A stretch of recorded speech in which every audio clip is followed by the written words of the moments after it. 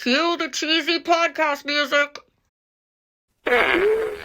Welcome to Megafest, where we don't just manifest, we Megafest. I'm your host, Megs Malloy. I'm creating a community of silly and soulful working moms who are mostly happy, but know they're capable of more. More self-love, more self-esteem, more self-trust, more calm, joy, natural highs, more magic in the world, and more laughter. Each week, me and my guests will bring you tips and tricks on how to make the most of your one precious life. And we're going to make them effective and efficient because ain't nobody got time for that. I believe in you. I see the light in you. I want you to shine your light. I want you to become all that you're capable of. So let's hang out. Let's Megafest together. Yay! Episode 13. And to make this extra special, I am recording this episode on Friday the 13th. What? Friday the 13th is such a lucky day. Don't be scared of Friday the 13th. Friday the 13th loves you. That sounds ridiculous, especially when you think of the movies of Friday the 13th. Oh my God. But here at Megafest, you are loved and adored. So thank you for tuning in. Today, I'm going to talk about the stories and the lessons I've learned from working at a cemetery. And people say, what? You worked at a cemetery? It's like, yeah, I did. Wait, did I? Yeah, that really happened. That was crazy. That was a crazy time working at a cemetery. Today, I'm going to share with you how I came to work at the cemetery, how it helped me get over my fear of ghosts, how a cemetery is like a vortex of heaven and earth coming together. I want to share with you stories of profound sadness and profound joy. And then finally, the lessons that I've learned and takeaways for you. But first, this wouldn't be a Megafest episode without a word of the day. Today's word is delight. I settled on the word delight because I always want to have a positive word that brings us positive thoughts and intentions. Working at a cemetery and around death, there are a lot of regrets. And of course, we know that famous book by Bronnie Ware, that's the top 5 regrets of the dying, which I haven't read, but I have looked through the Cliff's Notes and I would definitely agree with all of those things. There's a big sadness that comes with regret. In fact, when I looked up on thesaurus.com, what are the synonyms for regret? There are things like dissatisfaction, grief, heartache, bitterness, sorrow, remorse, self-disgust. Like, who wants to go into the end of their life or any part of their life with those things? Am I right? I mean, can I get an amen for that? Are you on board with this? No regrets. I don't want any of those words that I just said. There aren't really any perfect antonyms to regret, which is interesting. What are the opposites of regret? And they can only be described in these words: calmness, comfort, contentment, happiness, joy, pleasure, relief, satisfaction, and delight. So that's how we came upon our word for today, delight. Oh, yeah. So how did I come to work at a cemetery? That is the number one question that people ask me when I tell them that I worked at a cemetery. Because who would really seek out a job like that where you're surrounded by death every single minute of the day? Well, maybe not every single minute, but that's your job. And what do you actually do at a cemetery? So my job was to help families who had just experienced a loss, to help them find a final resting place for their loved one. And what that means is I would meet with them and find out maybe they already had like a plot in the ground, or they had like a place in a mausoleum. And we would do all the paperwork, because in California, there's a lot of paperwork associated with burying someone. And, you know, make sure that everything was taken care of to their delight. Basically, that was my job in a nutshell. Or as I like to call myself, the real estate agent to the afterlife. But they didn't really like that. And the job was way more than that. How I came to work at a cemetery. So I had been working in media sales, and I had just come back from my second maternity leave, and I just was not into the job anymore. So I knew I had to make a change. So I put it out there to the universe. I said, hey, I am looking for something else, and I want it to be these kinds of things. I have a feeling that one of my clients is going to hire me. I'm not sure to do what, but I think it's going to come from one of my clients. And man, was the universe listening to that, because I was really working hard to sell this one client. And I finally got a meeting with them, and it was a cemetery. And by the end of the first meeting, the sales director was like, hey, are you looking for another job? Because I think you would be really good doing this. And I was like, OMG, universe. What? This is a cruel joke. Like, I wanted another job. I knew it was going to come from one of my clients, but a cemetery? What? Such a sense of humor, that universe. And people wondered if I would be good at it. You know, my friends and family, they were like, I don't know. You might just be too sensitive for that, or it might be too hard to work around death all the time, like depressing. But I thought this was an opportunity that I was afforded, and it seems interesting. I'm just going to give it a go. Let's just see what happens. I guess I was curious even back then. I got the job. I had been working there for like maybe about 3 weeks. And they finally took me on what they call the 3-hour tour. So it's sort of like not so much the procedures of the park, but more of like the stories and the history and sort of like the color commentary of, you know, what the folklore of the park. One of the other cemetery employees who had been there for a while, but she hadn't been on the tour maybe in like 10 years. So she said, what the heck, I'll go too. She was quiet for most of the tour. Then we get to this one mausoleum, and she says, oh, that's where all the ghosts are. And I was like, wah! What? What? Ghosts?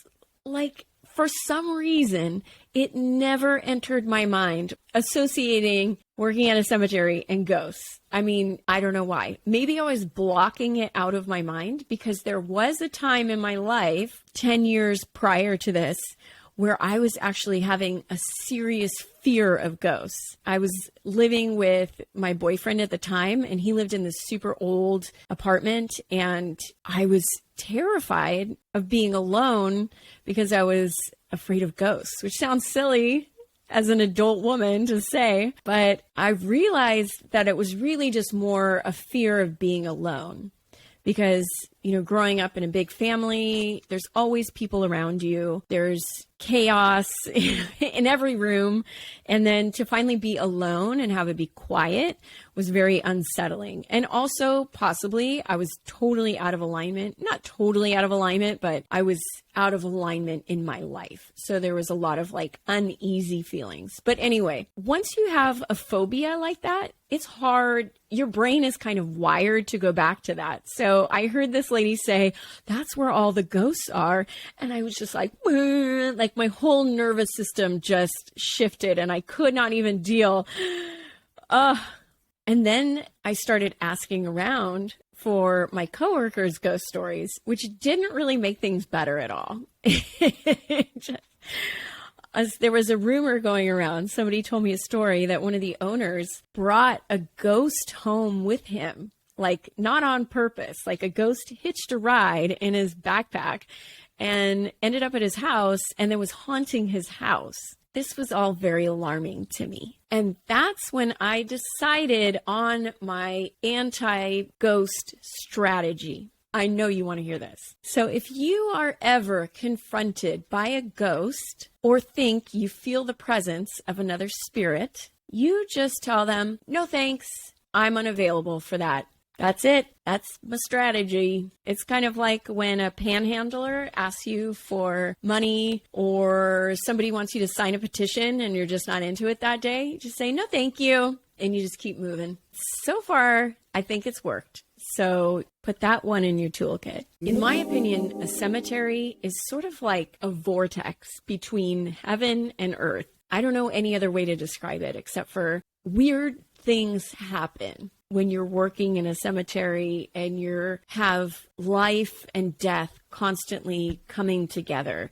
Lots and lots of emotions, but there was always really weird coincidences that happened. One of which, I will tell you, was the time when I had gone for my first mammogram and it came back abnormal. So I had to go in, they did another one, and then they told me that I had signs of breast cancer. So they had to do a biopsy. In that week that I was waiting for the results of my biopsy, I had not one, but 2 breast cancer deaths in that very week.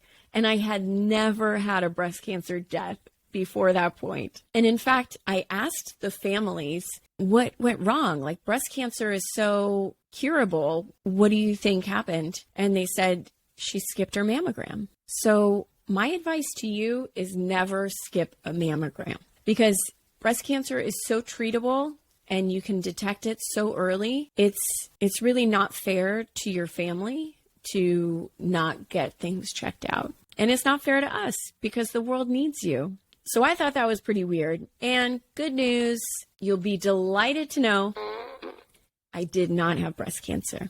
As you can imagine, working at a cemetery, there are some moments of profound sadness. Sometimes I would get to work and the first phone call I would get in the morning, say, hi, this is Megan at the cemetery. And they would say, oh, my mom just died. I have no idea what to do. Can you help me? That is some hard news for the person who's going through it, but it's also pretty heavy for the cemetery worker who's going to help that person. Every day there was news of loss and death. And I think sometimes the profound sadness came from regret. Maybe some family members didn't have a good relationship and now the person is gone and they can't repair that relationship, or they had some questions that were unanswered. And sometimes the profound sadness came from somebody who was gone too soon. Those sudden deaths, or even when a child dies, which I can't even talk about, but I never had to bury a child. There was one family I was supposed to be assigned to, but it was a 1-year-old classmate of my son who was struck by a car. And I just told them, I can't do that. But I did hear a lot of stories from family members. One in particular, her daughter was getting ready to go somewhere. She was 9 years old and she was going to iron her clothes before she left. And she plugged in the iron and was electrocuted in front of the family. What the mother had to go through was unthinkable. I was so grateful that she opened up to me and she told me her story and she trusted me with her heart, because the story is not lost on me. It's really hard to live your life like every day is your last, but at least working at a cemetery, I definitely have taken that perspective. Somewhere in the back of my mind, I will remind myself that this time on earth together is short and unpredictable, and we just really need to have no regrets. Whew, that was heavy, man. There was also moments of profound joy when somebody has a long, beautiful life and a beautiful legacy of friends and family and the good that they left on this planet, and to be able to celebrate their life and have sort of like a happy ending where you honor them in the way that they wanted to be honored, and also that it brings the family together. So even though there is that sadness that they're gone, there is the joy in knowing that it wasn't tragic. It was the way they wanted it, that they're in a better place. For me, I experienced so much profound joy being able to help families on the hardest day of their life. Truly, the hardest day of their life. in that 2 weeks after somebody has passed and they're just in this fog of grief and confusion, working at a cemetery, you are the person who guides them through that in a gentle and loving and trustworthy sort of way. It brought me so much joy, so much delight, that the joy completely outweighed the stress and the sadness. There are two things I want you to take away from our conversation today. The first is have your shit in order. What I mean by that is people say, oh yeah, I want to be cremated. Well, what do you want to do with your ashes after that? Because you could have generations of urns in your basement and nobody knows what to do with them. And maybe you don't care, but make it easy on your family. Like, have it on paper what your final wishes are. And if your final wishes are do whatever brings you comfort, then that's your final wish. But it's so helpful if you can give some direction to the people who are going to be taking care of your funeral arrangements. Because when families are caught by surprise and there's no instructions on what to do, that creates a lot of opposition, a lot of resentment, a lot of second guessing, unknowing. These are not things that you want to be going through when you're grieving. And better yet, if you can decide what you want and if you can pay for it so your kids don't have to pay for it, that is even better. And if I'm really going to take it a step further, because although I have not dealt with a lot of loss in my life, my mother-in-law passed away in 2018, right before I started working at the cemetery. And she had every single thing detailed out. She made it so easy for her two children to settle her affairs. Although there were still some things like having one of your children's name on your bank account or your partner on your bank account, because the United States does not make it easy for a person to die, and it's not cheap either. So I would say go to the internet, get yourself a very simple trust, and just fill it out. Get it notarized. It's done, right? And tell somebody where it is. And whoever's going to be your, I forget the word for it, but the person who settles your affairs, let them know, maybe ask them ahead of time and get it all sorted out, because death is inevitable. You can always change your trust, but you cannot go back from the dead and make one. Oh yeah, and if you think that life insurance is going to pay for your funeral, no, it's not, because it takes weeks and weeks and weeks for your life insurance payment to be made. So that is my rant about getting your shit in order. Just do it. Trust me. Trust me.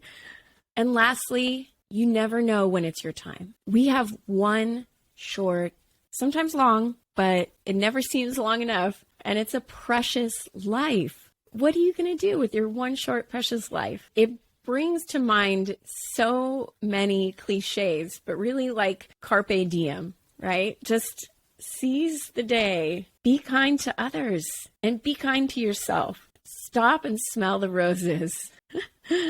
Just delight in the little magics of the world. Or if you're super ambitious, go after that big dream, that big project, little by little. Don't worry about what anybody else thinks. This is your life. Do you want to get to the end of it with all those awful synonyms for regret, sorrow, bitterness, disappointment, heartache? Or do you want to get to the end of your life, or better yet, live your life in a state of no regrets, calmness, comfort, pleasure, joy, all those things, and living in a state of delight?